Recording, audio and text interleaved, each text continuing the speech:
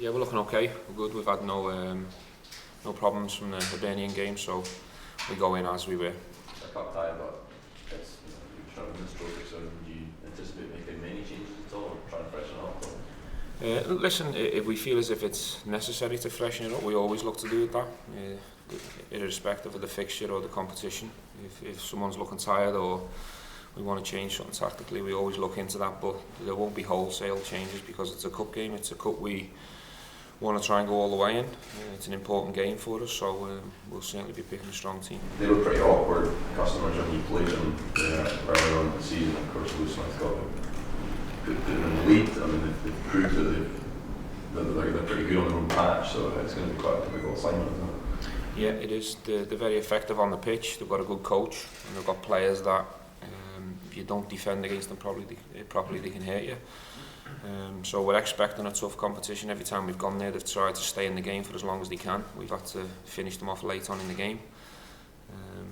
Obviously, recently analysing the game they played against Celtic, they were in it for, with 12-13 minutes to go. So we expect a very tough fixture, but we've got respect for their coach and their players. You obviously got the result on Wednesday night, and you've talked about some of the reasons why you think maybe the results haven't gone so well since the break. Do you think maybe the teams have changed their approach to you, maybe played a bit more narrow? Are you talking about a certain team or? Well, just generally, I mean, the results that have not gone as perhaps the way that you would have wanted since you came back from the break. Do you think that maybe teams are changing their approach to you at all? I don't think so. I think Hearts were obviously different because they had a new coach and they're probably trying to change their style and their way, but we never turned up at Tynecastle, so that's the reason why we got the result we deserved there. I think Aberdeen didn't change at all. I think certainly at Ibrox they've been very consistent how they play, which is very deep, low block, a lot of men behind the ball, so I don't think teams have changed. You could say Hearts have, but that's probably down to the arrival of the new manager. Stephen, given what happened in the League Cup final and the situation at the table race, does this competition have added significance? No, it'd be significant even if we won the League Cup. This is a club that demands that you give everything you've got for every competition. You can't pick and choose, so that's what we'll be doing tomorrow. We'll be going there in decent shape, certainly on the back of the second half performance against Hibs. That was extremely positive and really close to where we've been for the majority of the season, so hopefully we can take off from there. You spoke briefly after the game tonight about the pitch at Ibrox. Can you just see if you can expand on that and what you think the problem is with it? I'll get nothing out of doing that for you. You will, I won't, so I refuse to talk about that. Look, the groundsmen are working tirelessly to try and improve the situation, but I'm someone who always tries to be as honest as I can. I can't protect or defend that pitch because you can see it with your own eyes. Steve, you talked about that second half performance against Hibs. What was it about it that you like so much and going forward you want to see more of? I think collectively everyone was at it, both in and out of possession. I thought the intensity and energy levels were exactly where I want them. I thought we continued to push, and I think the crowd followed us and come right behind us. And I've watched it back since, and how it felt on the side is how it looked. I thought it was a very positive performance. I think it can show in the stats looking back at it. 15 corners. I think it's the second most crosses we've put in against an opposition. We could have scored at least another 2-3 goals, albeit for a keeper or maybe our individual players not taking the chances at the time. So it was a really strong 45-minute showing, certainly different from the first half. Is it hard to try and replicate that going into tomorrow's game just because it's so different in terms of atmosphere, pitch, opposition? Look, I think every environment's different. Certainly when you're going onto AstroTurf, of course it is, but I'll certainly be looking for the same standards across the board and people really tuned in and doing what we need to do to get the right results. I think during the January transfer window you were saying that there was still some players at the club that you wanted to see more from. Is that still the case going into the last stages of this season? Look, I was very pleased with the performance in the second half. I think we've obviously had a bit of a sticky spell of late, and I'm looking for players with character and leadership to play through that and then try and get us back into the form and the consistency that we had prior to the break. But look, when you've got a squad our size, I think it's normal. Not everyone can be firing on all cylinders, but what I want us to do is set a challenge to certain individuals to come and join us and try and contribute more, because it will be helpful from now to the end of the season. How pleased have you been with Conor Bolson's recent displays? He seems to be somebody who's really grasping that responsibility of trying to drive the team forward. Yeah, I think Conor's been extremely consistent. I think he's had one or two games where he probably hasn't been himself, but Conor hasn't missed a training session. I think he's played the most games this season, so he's very robust. He's always there for you. You can trust him. And there's no doubt about it, he makes this team an awful lot stronger and the squad. So, delighted with his form. He needs to continue that till the end of the season, because it certainly gives us the best chance of being successful.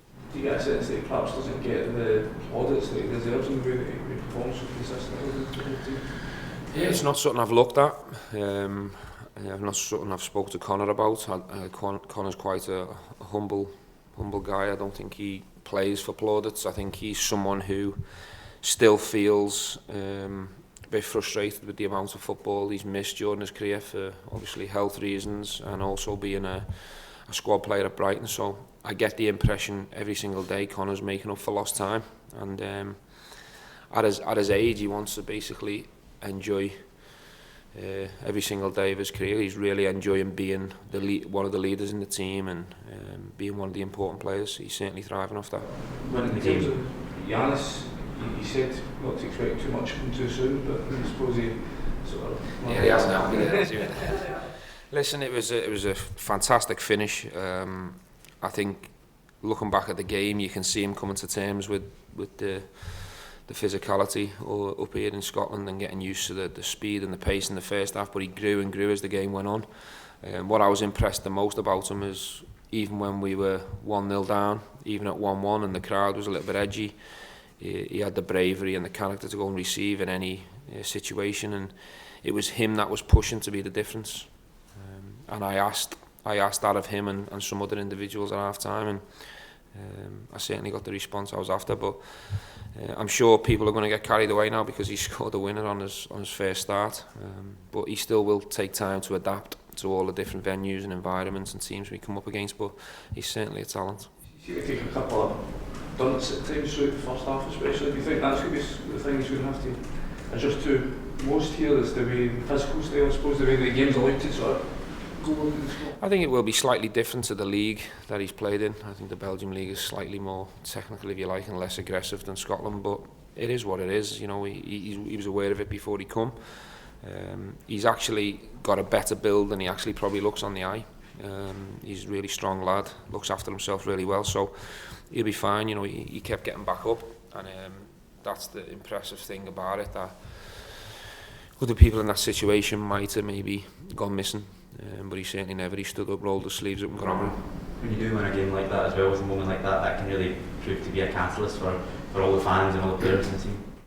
Yeah, I think it's certainly lifted the mood and the feeling around the training ground, and the supporters obviously went away a lot more happy after that game than they did against Aberdeen, and that's what you need to do. Look, every game's not going to be perfect, but it was a time where we had to sort of try and forget some of the outside noise, stick together and play through it, and that's what the team did, certainly in that second half. But we need to go and try and build on that now, because there's an opportunity to get into the quarter-final of the Cup, which again will be another positive result if we manage to do it.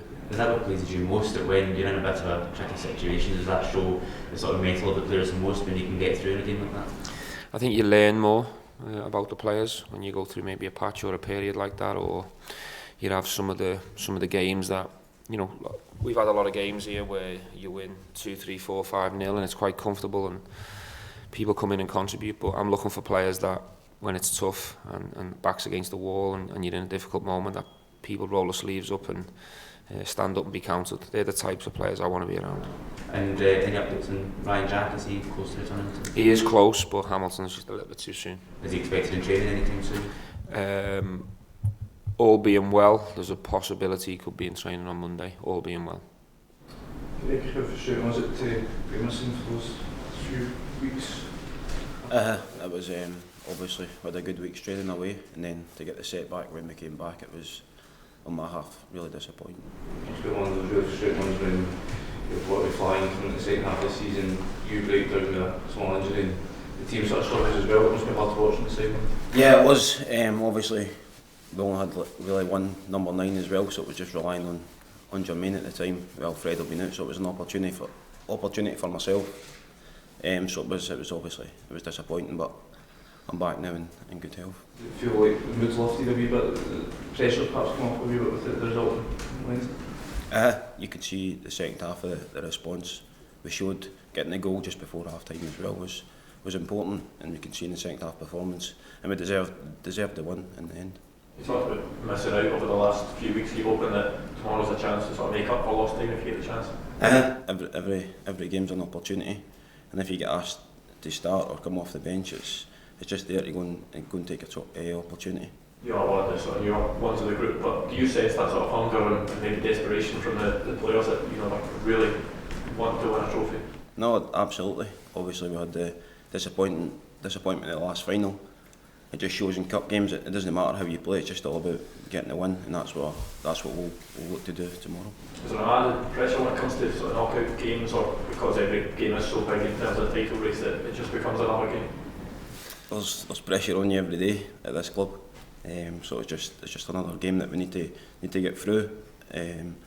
It's a cup we obviously look to win in the end, so yeah, it's just another challenge for us. Did it feel like the pressure was ranking up a wee bit the longer the game against Saracens was going on without the winner coming? Obviously the fans and the stuff, you can hear stuff, but when you're on the pitch you don't really think about that. It was all about just keeping the intensity up, and as you say, the second half was more like us, and we just hope we can take that second half into tomorrow. What does it say about the team's character they were able to push on and get the win? It shows we've got a bit about us. Obviously we've had a few disappointments since we came back, as you talk about performances and stuff, but it was great to see that reaction after half time.